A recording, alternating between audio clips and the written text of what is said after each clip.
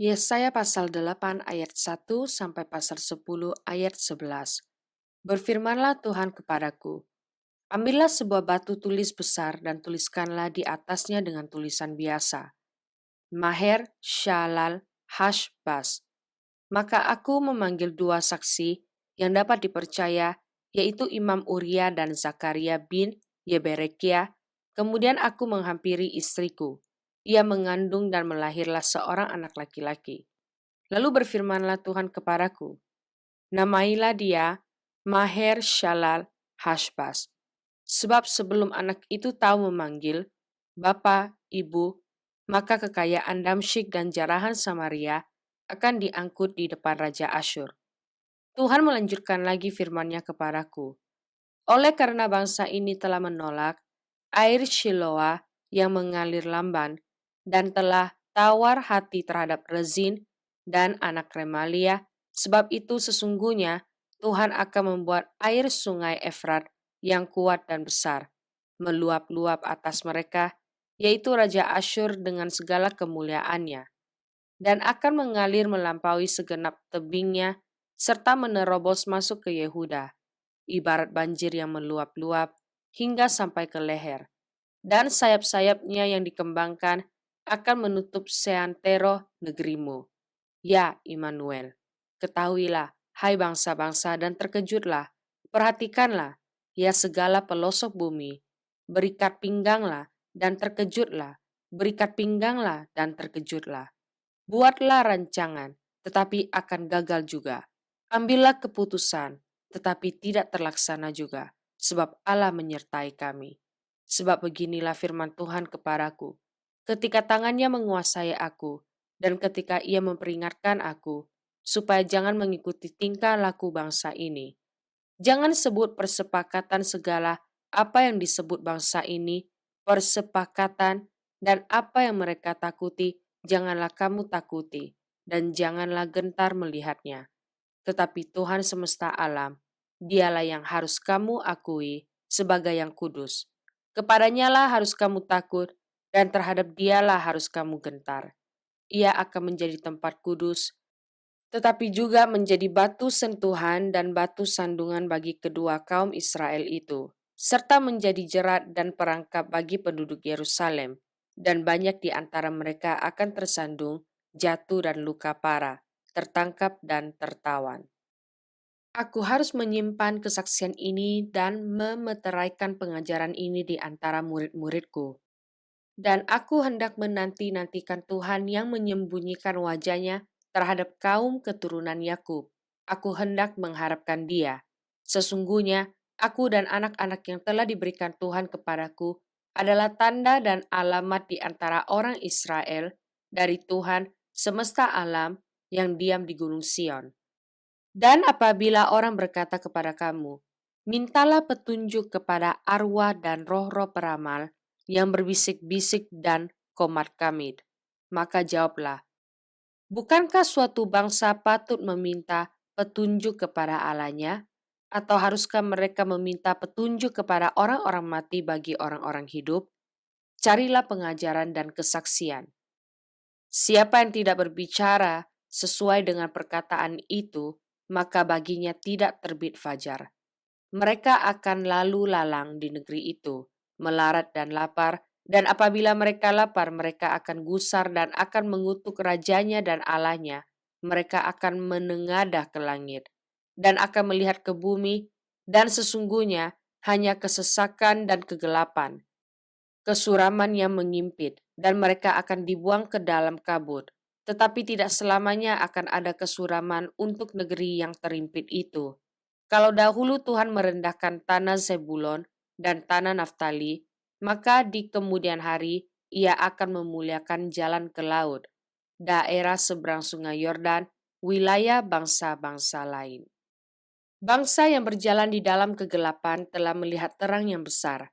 Mereka yang diam di negeri kekelaman, atasnya terang telah bersinar. Engkau telah menimbulkan banyak sorak-sorak dan sukacita yang besar. Mereka telah bersukacita di hadapanmu, seperti sukacita di waktu panen, seperti orang bersorak-sorak di waktu membagi-bagi jarahan, sebab kuk yang menekannya dan gandar yang di atas bahunya, serta tongkat si penindas, telah kau patahkan seperti pada hari kekalahan Midian. Sebab setiap sepatu tentara yang berderap-derap dan setiap jubah yang berlumuran darah akan menjadi umpan api. Sebab seorang anak telah lahir untuk kita, seorang putra telah diberikan untuk kita.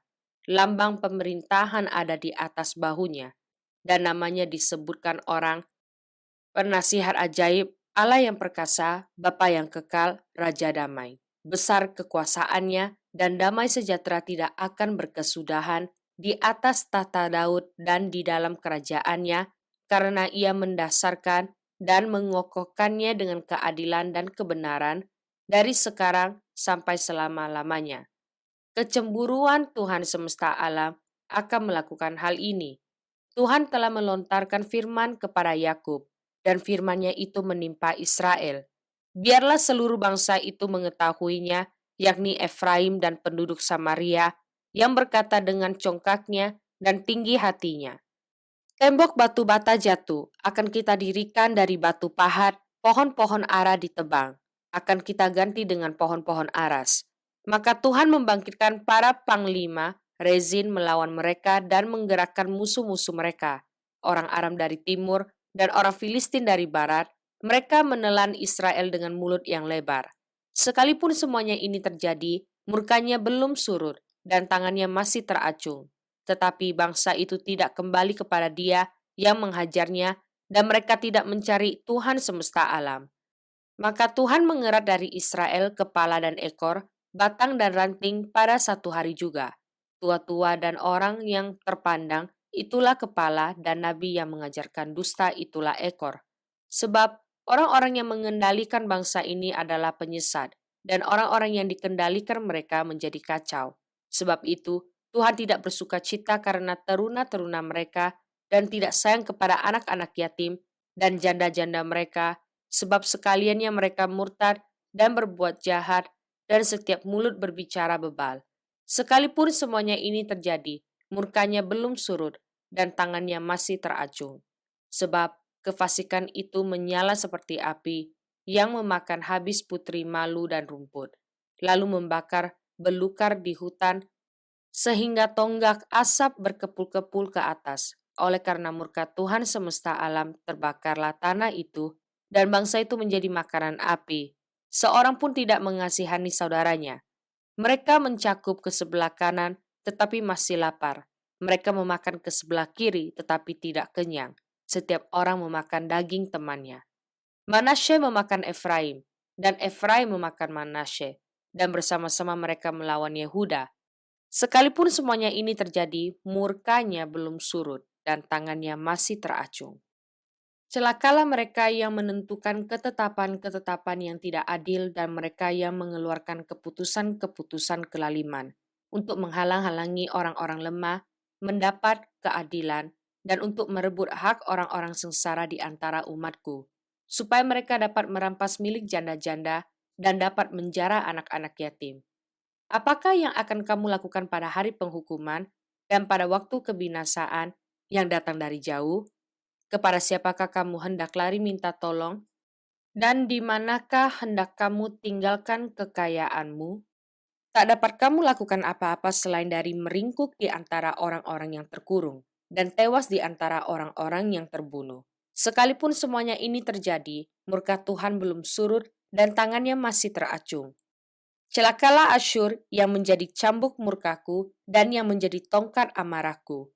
Aku akan menyuruhnya terhadap bangsa yang murtad, dan aku akan memerintahkannya melawan umat sasaran murkaku untuk melakukan perampasan dan penjarahan, dan untuk menginjak-injak mereka seperti lumpur di jalan. Tetapi dia sendiri tidak demikian maksudnya, dan tidak demikian rancangan hatinya, melainkan niat hatinya ialah hendak memunahkan dan hendak melenyapkan tidak sedikit bangsa-bangsa. Sebab ia berkata, bukankah panglima-panglimaku itu raja-raja semua? Bukankah Kalno sama halnya seperti Karkemis, atau bukankah Hamat seperti Arpad, atau Samaria seperti Damsyik? Seperti tanganku telah menyergap kerajaan-kerajaan para berhala, Padahal patung-patung mereka melebihi yang di Yerusalem dan yang di Samaria. Masakan tidak akan kulakukan kepada Yerusalem dan patung-patung berhalanya, seperti yang telah kulakukan kepada Samaria dan berhala-berhalanya? Mazmur pasal 109 ayat 26 sampai ayat 31. Tolonglah aku, ya Tuhan Allahku, selamatkanlah aku sesuai dengan kasih setiamu, supaya mereka tahu bahwa tanganmu lah ini, bahwa engkaulah ya Tuhan, yang telah melakukannya. Biar mereka mengutuk, engkau akan memberkati. Biarlah lawan-lawanku menjadi malu, tetapi hambamu ini kiranya bersuka cita. Biarlah orang-orang yang mendawak aku berpakaian noda dan berselimutkan malunya sebagai jubah. Aku hendak bersyukur sangat kepada Tuhan dengan mulutku, dan aku hendak memuji-muji Dia di tengah-tengah orang banyak, sebab Ia berdiri di sebelah kanan orang miskin untuk menyelamatkannya dari orang-orang yang menghukumnya. Amsal pasal 23 ayat 6 sampai ayat 8. Jangan makan roti orang yang kikir, jangan ingin akan makanannya yang lezat. Sebab seperti orang yang membuat perhitungan dalam dirinya sendiri, demikianlah ia. Silakan makan dan minum, katanya kepadamu. Tetapi ia tidak tulus hati terhadapmu. Suap yang telah kau makan, kau akan muntahkan, dan kata-katamu yang manis kau sia-siakan. 2 Korintus pasal 10 ayat 12 sampai pasal 11 ayat 15. Memang kami tidak berani menggolongkan diri kepada atau membandingkan diri dengan orang-orang tertentu yang memujikan diri sendiri. Mereka mengukur dirinya dengan ukuran mereka sendiri dan membandingkan dirinya dengan diri mereka sendiri. Alangkah bodohnya mereka. Sebaliknya kami tidak mau bermegah melampaui batas, melainkan tetap di dalam batas-batas daerah kerja yang dipatok Allah bagi kami, yang meluas sampai kepada kamu juga. Sebab dalam memberitakan Injil Kristus, kami telah sampai kepada kamu, sehingga kami tidak melewati batas daerah kerja kami. Seolah-olah kami belum sampai kepada kamu. Kami tidak bermegah atas pekerjaan yang dilakukan oleh orang lain di daerah kerja yang tidak dipatok untuk kami. Tetapi kami berharap bahwa apabila imanmu makin bertumbuh, kami akan mendapat penghormatan lebih besar lagi di antara kamu jika dibandingkan dengan daerah kerja yang dipatok untuk kami. Ya, kami hidup supaya kami dapat memberitakan Injil di daerah-daerah yang lebih jauh daripada daerah kamu dan tidak bermegah atas hasil-hasil yang dicapai orang lain di daerah kerja yang dipatok untuk mereka. Tetapi barang siapa bermegah, hendaklah ia bermegah di dalam Tuhan. Sebab bukan orang yang memuji diri yang tahan uji, melainkan orang yang dipuji Tuhan. Alangkah baiknya jika kamu sabar terhadap kebodohanku yang kecil itu. Memang kamu sabar terhadap aku, sebab aku cemburu kepada kaum dengan cemburu ilahi. Karena aku telah mempertunangkan kamu kepada satu laki-laki untuk membawa kamu sebagai perawan suci kepada Kristus. Tetapi aku takut, kalau pikiran kamu disesatkan dari kesetiaan kamu yang sejati kepada Kristus, sama seperti Hawa diperdayakan oleh ular itu dengan kelicikannya, sebab kamu sabar saja. Jika ada seorang datang memberitakan Yesus yang lain daripada yang telah kami beritakan, atau memberitakan kepada kamu roh yang lain daripada yang telah kamu terima, atau Injil yang lain daripada yang telah kamu terima. Tetapi menurut pendapatku, sedikit pun aku tidak kurang daripada rasul-rasul yang tak ada taranya itu.